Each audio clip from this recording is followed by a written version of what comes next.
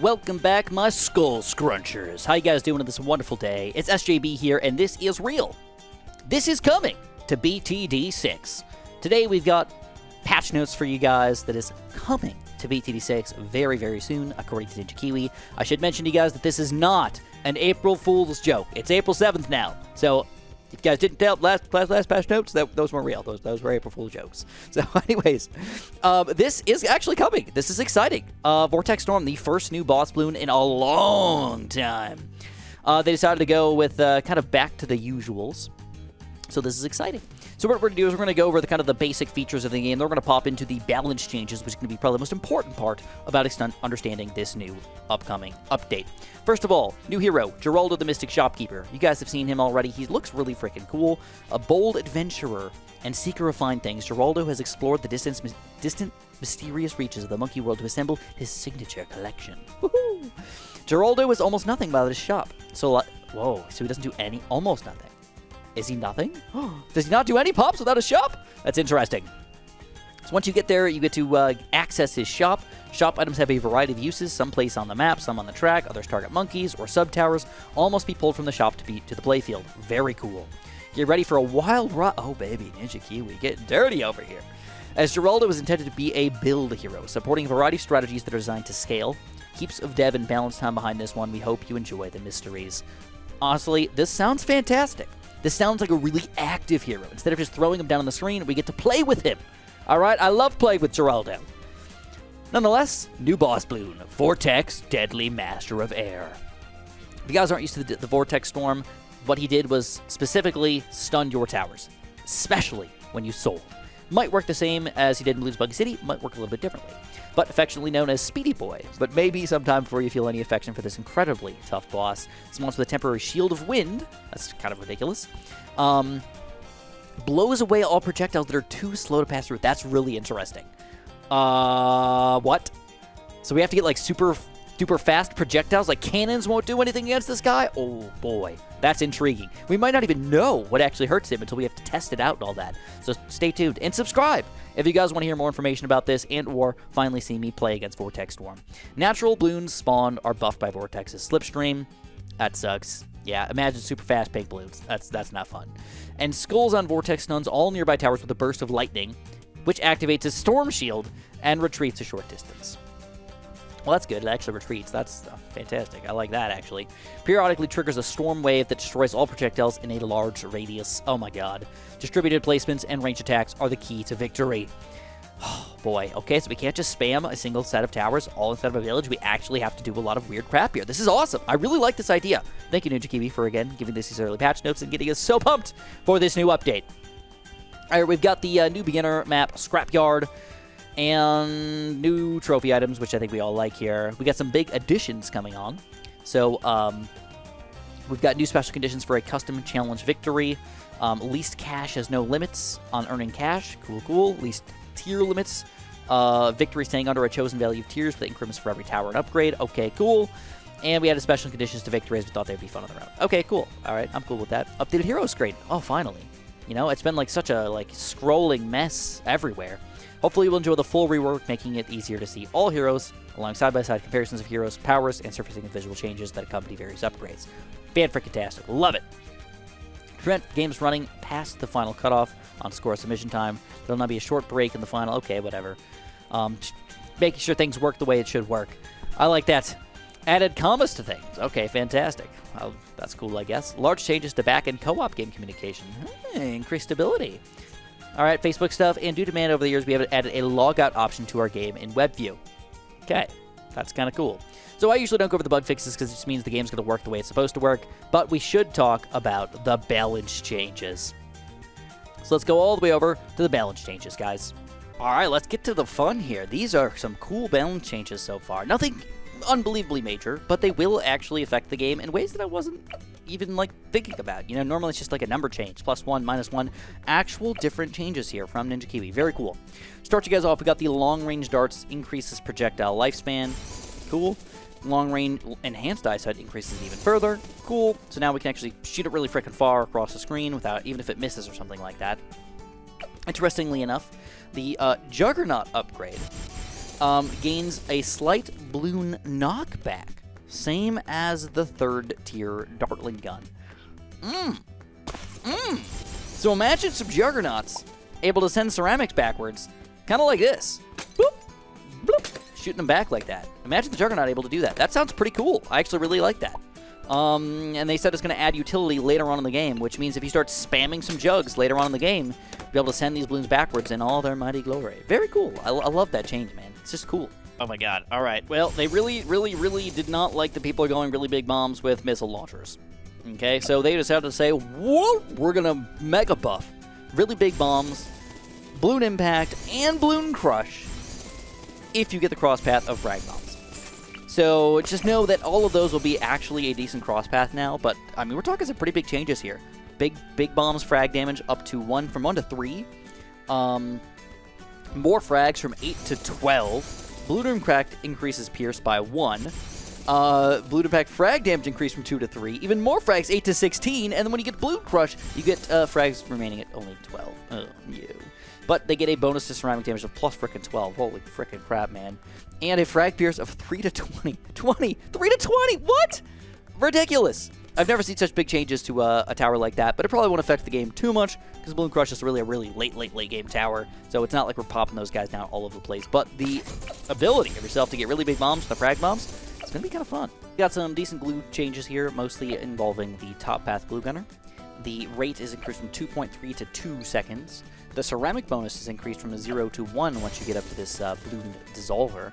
And then, though it should be noted, the Bloon Liquefier is still the same, but Bloon Solver bonus move damage is going to go all the way up from 3 to 5. So this will mean this guy might actually be meta again. I mean, he's pretty good already, but hey, I'll take some Solver action for sure. This is pretty cool. In addition to Monkey Aces having different varieties of positioning and targeting and moving around in different ways, they've decided to give Monkey Ace another interesting buff. They decided to say Spy Plane is going to increase the bonus damage to camos plus 1. So it actually makes sense to buy this upgrade instead of forcing you to get a village with a rapid fire sharper darts. It probably won't make sense too much in all the games, but if you can get a village next to this guy, or if you can't get a village next to this guy, this makes a lot of sense. Some very interesting helipellet changes coming on in here. We've got Rotors changes. Not necessarily all that amazing, but changes nonetheless. Have you ever noticed helipellet, I'm not going to call it bad against leads, but kind of like a design flaw against leads. He's a little too far away for the Rotors to actually affect them quickly. So Ninja Kiwi wanted to fix that. For Rotors in particular, now he's going to go close to the lead balloons and actually pop them on their bit. And that might actually give us more Rotor popping power while in pursuit mode, which is really sweet. What's interesting, though, is they're going to change that Apache Dart ship back to normal now, so you still kind of go farther away from the balloons. All right, fair enough, I guess. And then, interestingly enough as well, Apache Dart ship got buffed. Machine Gun Pierce from 5 to 7. Will make a decent amount of sense here if we're going a lot of military monkeys or on a map that's pretty difficult where we actually need to go for helipellets and monkey aces and stuff. Oh, dang, girl! These are some cool top path Dartland Gun Changes, which I'll admit have been very underused in the game or even underutilized in the game properly. So we're talking about a laser cannon. Pierce increased from 4 to 6. Woo! I mean, that's an extra 33% of pop power right there. That's pretty freaking sweet. Now, if you get the Pierce from 6 to 9. Ooh, powerful darts, baby. Yeah. All right, now that's not all. We've got another really interesting change here for the Ray of Doom. If you have not seen the Ray of Doom in action, his major weakness is generally the bad balloon. You know, there's really no point to buying this guy, like, ever against a bad balloon because you just lose the game. You know, like, I want to be able to buy this guy in chimps or something like that. Well, now you might be able to, because the first target that you hit, it gets an extra 55 bonus damage. Now, that's only the first target, so if you have, like, a bajillion Pierce, and you only affect the first target with this, means against a Oh My God or a Bad or whatever, you're going to get a crap ton of extra popping power here, and it's going to actually be sweet. You can tell right now it still doesn't seem like that much, but that is going to look like maybe double it or something like that against the first guy, which is pretty great. Looks like they really want people to use powerful darts here. I never thought of it as a terrible upgrade, but I usually would say it's outclassed by the faster shooting. So what they've decided to do is powerful darts have an increased projectile size from 2 to 3. Not bad. Hydro Rocket Pod's explosion size increased from 8 to 12. Not bad. Plasma Accelerator focal point increased from 4 to 6. And a Plasma Accelerator beam width increased from 2 to 3. And the Ray of Doom width increased from 6 to 9. Oh, baby. All right, powerful darts, man. Maybe a reasonable thing to go for now. As interesting as that is. Helps you miss less if you suck at hitting things. Oh, I've been asking for this for frickin' forever, man. Wizard doesn't... I've never understood the top path Wizard.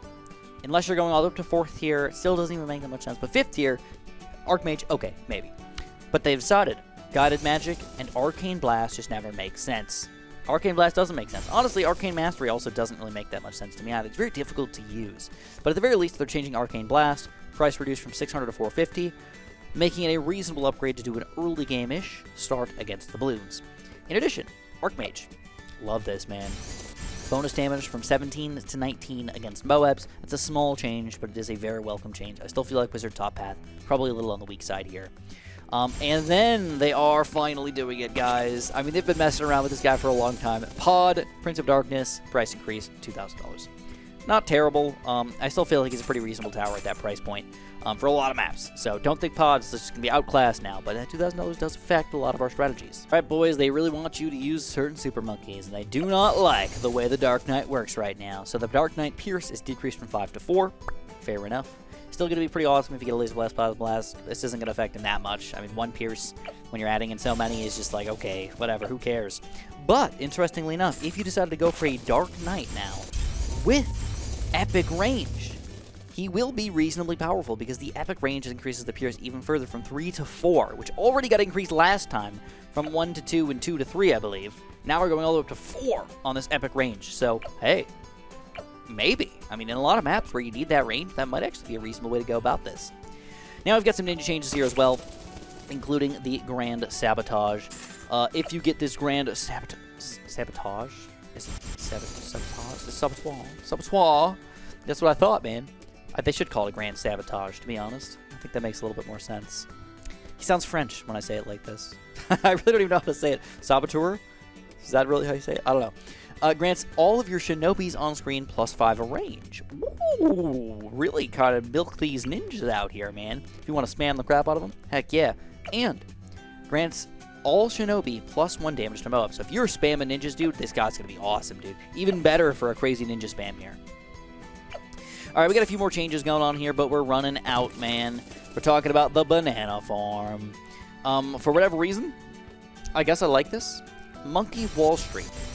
All right, Monkey Wall Street right here now collects nearby bananas and crates as a monkey farmer would. So you don't need to use a banana farmer no more. Yes, that's cool. I like that. Obviously not in the game yet because we're in the pre-patch notes, but just spamming a bunch of banana farms kind of around this guy. 4th tiers and 5th tier. Heck yeah, dude, I love it. Love it. Don't need to spend my 50 monkey money, and it's going to be good for things like Bloonarius and other boss Bloons, which was a major problem when you're trying to do ranked games without the ability to suck up bananas. Spike Factory. We've got some, okay, all right, I guess I could get this. I could down on this. This is a little weird. Carpenter Spike's range, all right, is going to be increased from 34 to 50. That's kind of weird. I mean, it's pretty small, but I don't know if that's necessary. Damage increased from 3 to 4, though. Okay. And main attack delay reduced from 0.98 seconds down to 0.33.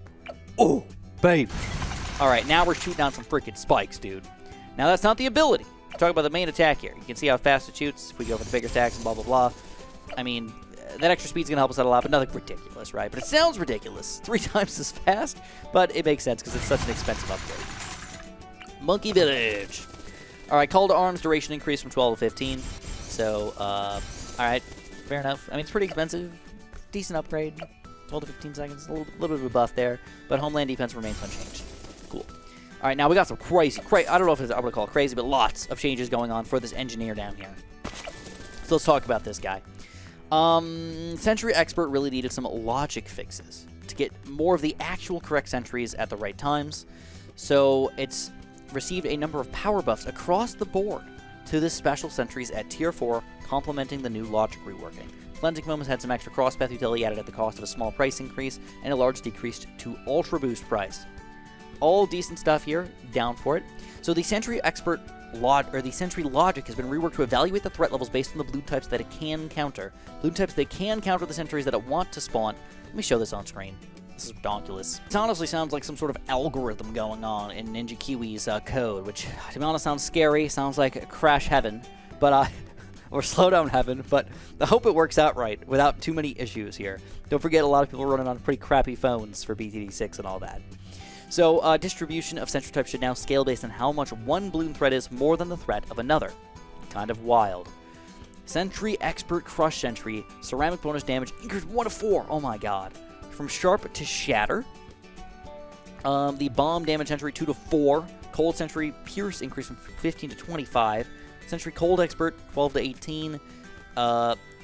Energy Sentry Moab damage of +2. Cleansing Foam price increased by $50. Sorry, who cares about that? And then Pin allows Cleansing Foam to slow the balloon by 50% briefly. Foam makes Sentry shoot foamy nails that strip properties off of the balloons. Freaking ridiculous. Okay. And Ultra Boost decreased by $15,000. Okay, all kind of ridiculous changes here. Now, there are some hero changes that I'm not going to go over because they're all pretty decently minor here, and you guys can, like, feel them out if you're feeling it. But I do need to go over the Sub and the Buccaneer here. Both minor changes that I don't feel like I need to show off too much.